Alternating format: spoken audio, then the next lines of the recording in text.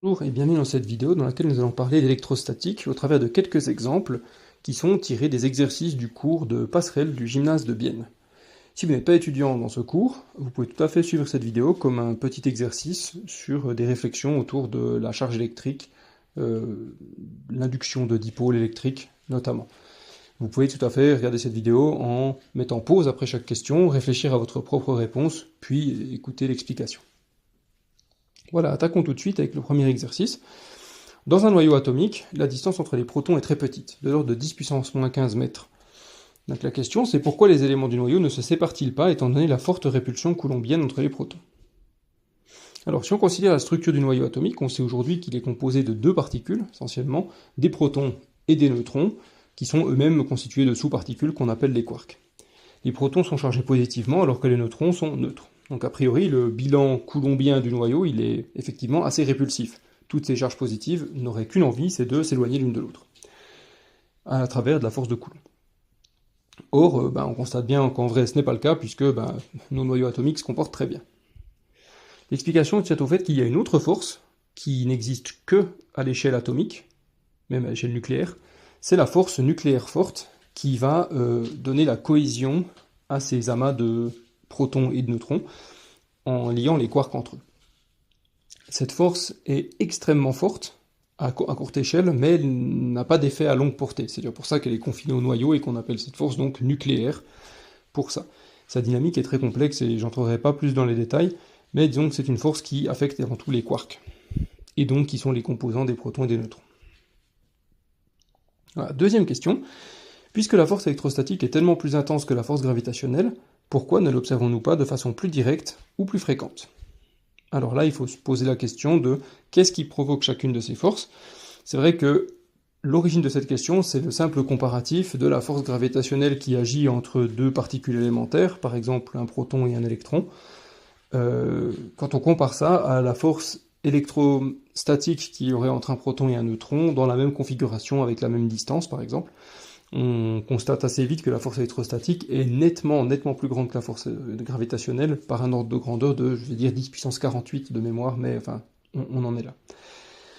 Et l'explication est assez simple, en fait, c'est qu'à notre échelle, où on est constitué de très nombreuses particules, il se trouve que les charges électriques, puisqu'elles sont signées, elles vont avoir tendance à se compenser. On a autant de charges positives que de charges négatives, globalement, ce qui fait qu'on ne va pas constater de charges macroscopiques importantes, et donc on n'a pas de force de Coulomb sur deux objets à grande échelle, excepté si on charge volontairement un objet où on va pouvoir constater cette force.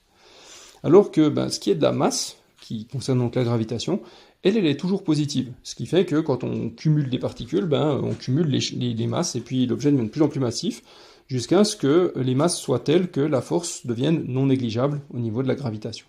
Et surtout, l'effet principal de la gravitation que nous on constate, c'est évidemment la gravitation qui nous vient de la Terre et qui génère notre poids, et la Terre a une masse gigantesque, de l'ordre de grandeur de 10 puissance 24 kg, ce qui fait que, clairement, la gravitation est dominante à notre échelle. Et à tout ce qui est échelle ensuite, je vais dire, stellaire, cosmique. Exercice suivant, on imagine une situation, on a une aiguille métallique suspendue et qui est approchée par une tige en verre qu'on a chargée positivement. Par exemple en la frottant avec une peau d'animal, une peau de chamois. Qu'est-ce qu'on peut dire sur la charge apparaissant sur l'aiguille, sachant qu'il peut y avoir soit une expérience où on constate de l'attraction, soit de la répulsion. Alors on va étudier le problème à l'envers, et puis on va se dire, que se passerait-il si l'aiguille était neutre au départ? Donc si l'aiguille est initialement neutre, il va y avoir ce qu'on appelle la formation d'un dipôle par influence. Globalement, les charges mobiles dans la matière, ou à peu près mobiles, sont les électrons. En particulier, si la tige est métallique, ici, les électrons sont très mobiles, et donc ils vont aller se concentrer du côté de la tige chargée positivement, alors que il y aura un déficit d'électrons dans la partie la plus éloignée.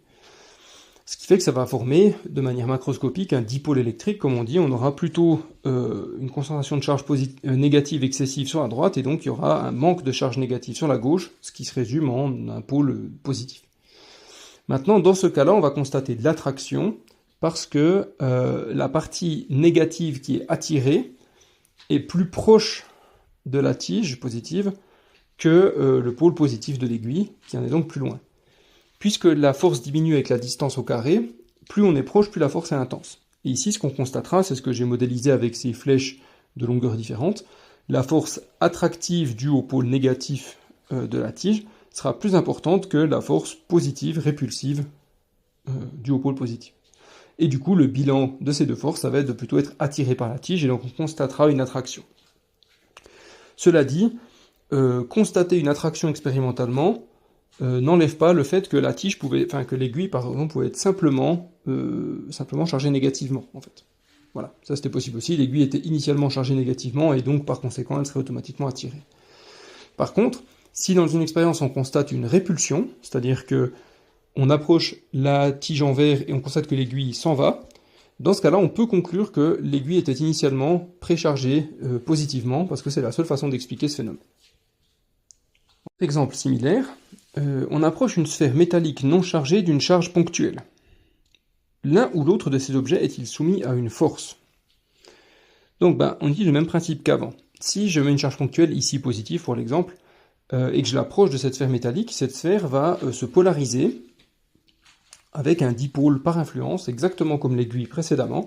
Les électrons de la sphère vont s'entasser du côté droit pour s'approcher de la charge ponctuelle positive qui est à droite, et forcément ça va donner la sensation qu'il y a un pôle positif sur la gauche par déficit d'électrons. Vu qu'il manque des électrons, il y a trop de charge positive pour les électrons restants, et du coup cette zone a l'air d'être plus chargée positivement. Et pour les mêmes raisons qu'avant, le bilan des forces est plutôt en faveur d'une attraction, puisque le pôle négatif est plus proche de la charge ponctuelle positive que ne l'est le pôle positif, et du coup, on va avoir une force attractive. Et par principe d'action-réaction, si la sphère est attirée par la charge ponctuelle est aussi attirée par la sphère, selon le même principe. Voilà. Encore deux petites questions. Lorsqu'on approche un objet chargé d'une des extrémités d'une tige métallique non chargée, des électrons se déplacent d'une extrémité à l'autre de la tige. C'est ce qu'on a vu juste avant avec l'exemple de l'aiguille.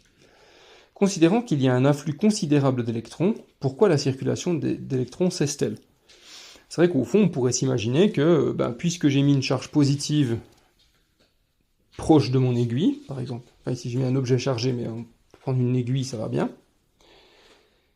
les électrons vont avoir tendance à se rapprocher de cette charge. Mais à un moment, le dipôle, ça va pas se produire indéfiniment. Il y a un moment, les charges vont arrêter de bouger, puis on va avoir une situation stable où le dipôle a une certaine intensité, une certaine densité de charge négative d'un côté, du côté proche de la charge, et ceci est dû principalement au fait que, à l'intérieur de l'aiguille métallique, les charges, elles s'attirent aussi entre elles.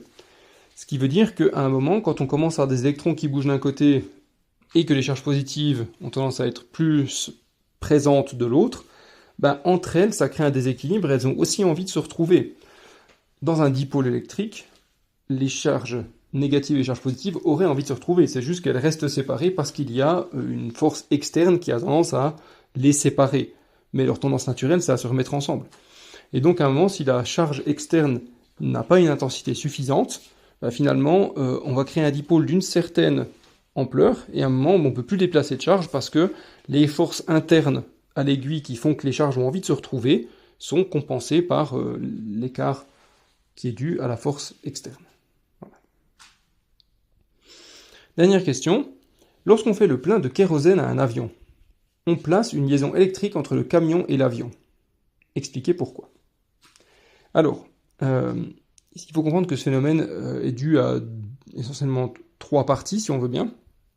La première, c'est que quand le kérosène circule dans les tuyaux qui font passer le kérosène du camion à l'avion, il circule assez vite, et de fait, il y a un certain frottement sur les parois du tube, et ce frottement va générer l'arrachage d'un certain nombre d'électrons, des charges de surface, mais donc des électrons, qui vont donc créer une charge au fil du temps. Si on ne crée pas de liaison électrique entre l'avion et le camion, il pourrait y avoir progressivement une accumulation de charge dans l'un des deux, et si la charge accumulée est trop importante, à un moment, il y a une telle différence de potentiel que on peut avoir une décharge entre le camion et l'avion, notamment, et comme vous le savez, une décharge électrique au milieu du kérosène, c'est jamais très bon à prendre, et ça pourrait être une cause assez importante d'incendie, voire d'explosion de ces appareils. Et du coup, le fait de connecter électriquement les deux, ça permet de rétablir l'équilibre des charges et d'éviter qu'il y ait une grande différence de potentiel qui se crée et donc qu'on risque une décharge. Voilà, j'espère que cette vidéo vous aura été utile pour appréhender quelques notions d'électrostatique, et je vous dis à bientôt dans une nouvelle vidéo.